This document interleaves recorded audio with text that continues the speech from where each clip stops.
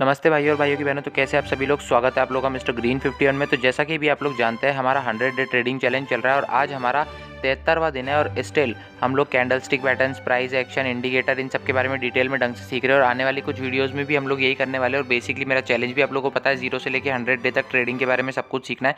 तो आज मैंने निफ्टी का मार्केट प्रेडिक्शन किया है। प्लीज़ वीडियो को पूरा ज़रूर देखें। तो चलिए शुरू करते हैं बिना किसी देरी के। तो चलो आगे बढ़ते हैं।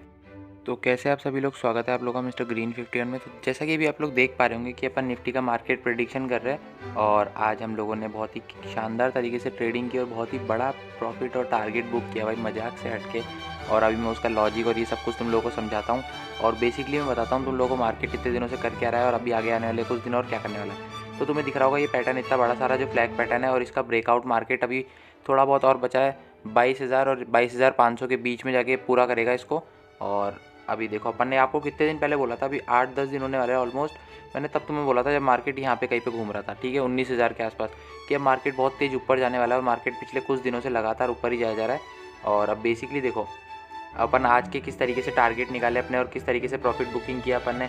और मैंने तुम लोगों को बताया रखा कि बड़े टाइम फ्रेम पे मैं एनालिसिस करता हूँ और छोटे टाइम फ्रेम पे मैं ट्रेडिंग करता हूँ। तो मैं तुम्हें पहले एक बार 15 मिनट पे टाइम फ्रेम पे दिखाता हूँ कि क्या चल रहा है माहौल और अपन ने कल किस तरीके से ट्रेडिंग की और आज किस तरीके से की। ठीक है, तो अब तुम्हें दिख पा रहा हो कि मैं पहले प्राइस पैटर्न बनाता हूँ, पूरा कैंडल स्टिक ढूंढता हूँ अच्छी, और फिर कंफर्मेशन मिलता है मुझे, इंडिकेटर, वॉल्यूम, ये सब हाई मिलता है। उसके बाद ही मैं एंट्री बनाता हूँ अपनी, मतलब 3 मल्टीपल कंफर्मेशन मिलते हैं तब जाके मैं अपना काम आगे चालू करता हूँ। तो देखो ये कल का है, अपने को कल इतना अच्छा टारगेट मिला था और ये 15 मिनट का टाइम फ्रेम है और ये आज का है। ठीक है, तो अभी मैं आप लोगों को बताता हूँ कि मैंने टारगेट किस तरीके से निकाले थे। जैसे कि मैं कल आप लोगों को बताया था कि मैं पहले ये सब सीख रहा हूँ, टारगेट कैसे निकालते हैं, किस तरीके से उस पर भरोसा किया जाता है और स्ट्रेटजीज़ क्या होती है, कंफर्मेशन कितने लेने चाहिए अपने को, कितनों पे भरोसा कैसे करना चाहिए, ये सब। और ये सब धीरे धीरे मुझे सीखना पड़ेगा। और मैं बेसिकली आप लोगों को, मुझे वो भी पता है आप लोगों को, मतलब सॉरी, कि मेरा 100 डे ट्रेडिंग चैलेंज चल रहा है और मुझे उसके बारे में भी तो सीखना पड़ेगा ना भाई ढंग से। तो अब मैं तुम्हें दिखाता हूँ भाई कि मेरे टारगेट किस तरीके से निकाले और अब मैं 5 मिनट के टाइम फ्रेम पे आता हूँ जिस पे मैं ट्रेड करता हूँ। ठीक है, तो देखो बेसिकली असेंडिंग डिसेंडिंग ट्रायंगल तुम्हें पता ही होगा, जो मार्केट बहुत सारे बनाता है और हेड एंड शोल्डर पैटर्न बहुत बनाता है। ठीक है, तो ये कुछ 2-3 तरह के प्राइस एक्शन पे मैं भरोसा करता हूँ बस, और 3 या 4 तरह की कैंडल स्टिक होगी और 3-4 ही इंडिकेटर, जैसे वॉल्यूम हो गया और मूविंग एवरेज हो गया, एक्सपोनेंशियल मूविंग एवरेज वो भी, और क्या बोलते हैं इसके अलावा ये अपना वी वैप होता है ना, इसको भी यूज़ करता हूँ मैं। ये एकदम अपने को सही जगह बताता है कि कौन सी जगह से अपने को एंट्री पॉइंट मिल रहा है, वो भी सबसे कम रिस्क पे। ठीक है, तो अब तुम लोगों को दिख पा रहा होगा कि मार्केट ने इसका ब्रेकआउट दिया पैटर्न का, यहाँ पे ब्रेकआउट दे दिया। ठीक है, उसके बाद रीटेस्ट किया। अब रीटेस्ट है, अपन अपने टारगेट निकालते हैं, पहले दूसरे और तीसरे तीनों टारगेट की। मैं किस तरीके से टारगेट निकालता हूँ, एक सेकेंड गाइज।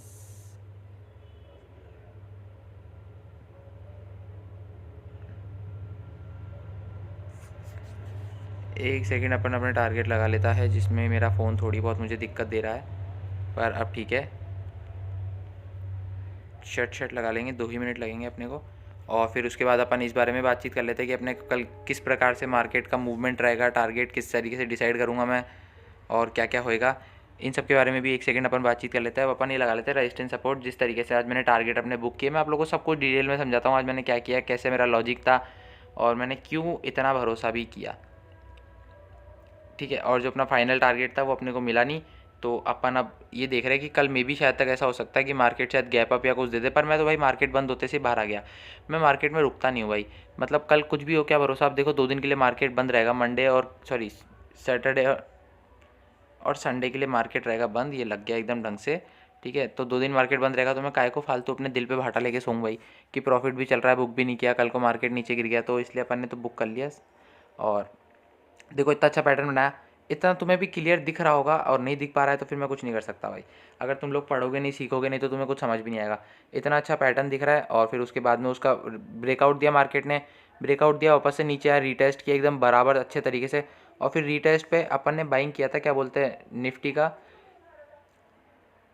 मे भी, जो मुझे याद आ रहा है 21,300 का किया था, जो 148 पे चल रहा था उसका प्रीमियम, और मैंने 260 के आसपास ऑलमोस्ट पे उसे निकाला था और वो 280-90 तक गया था मेरे को जहाँ तक पता है।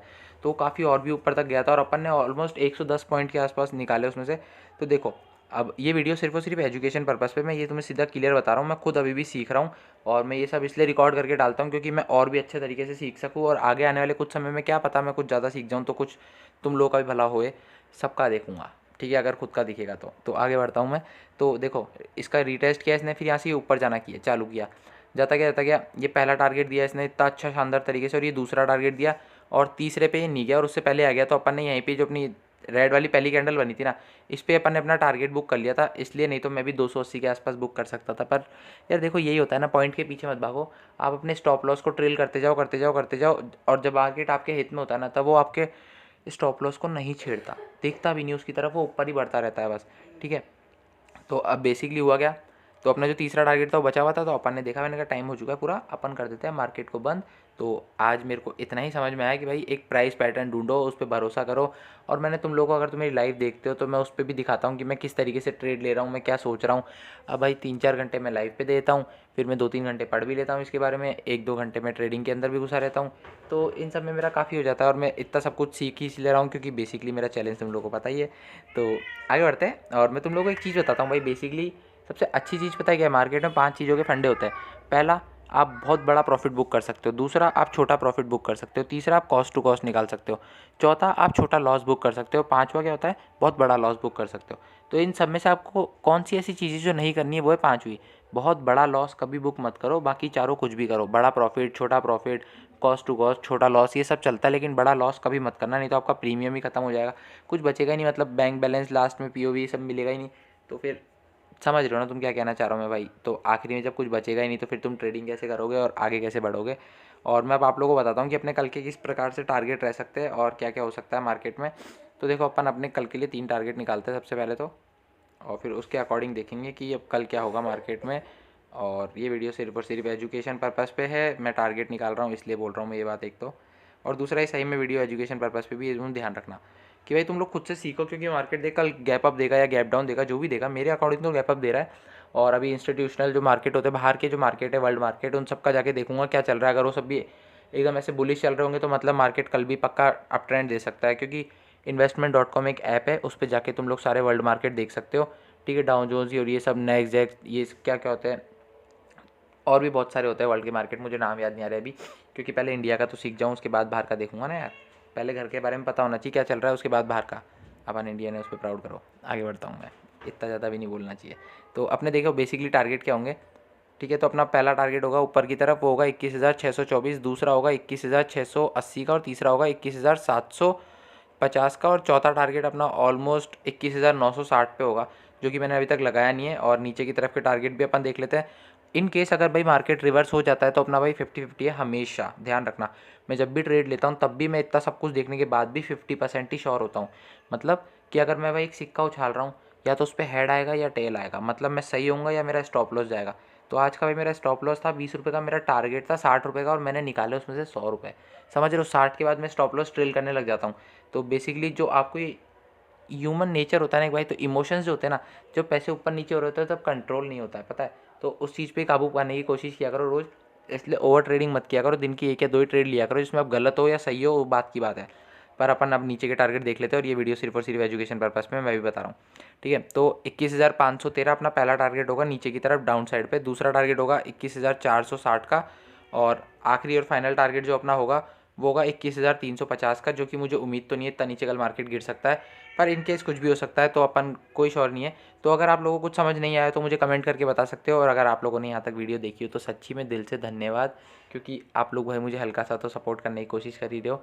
तो प्लीज़ गाइज एक लाइक सब्सक्राइब भी कर दो, और अगर कोई भी दिक्कत लगे तो कमेंट करके बताना, मैं हो सकता है तो उसका पूरा पूरा आंसर दूंगा सही तरीके से।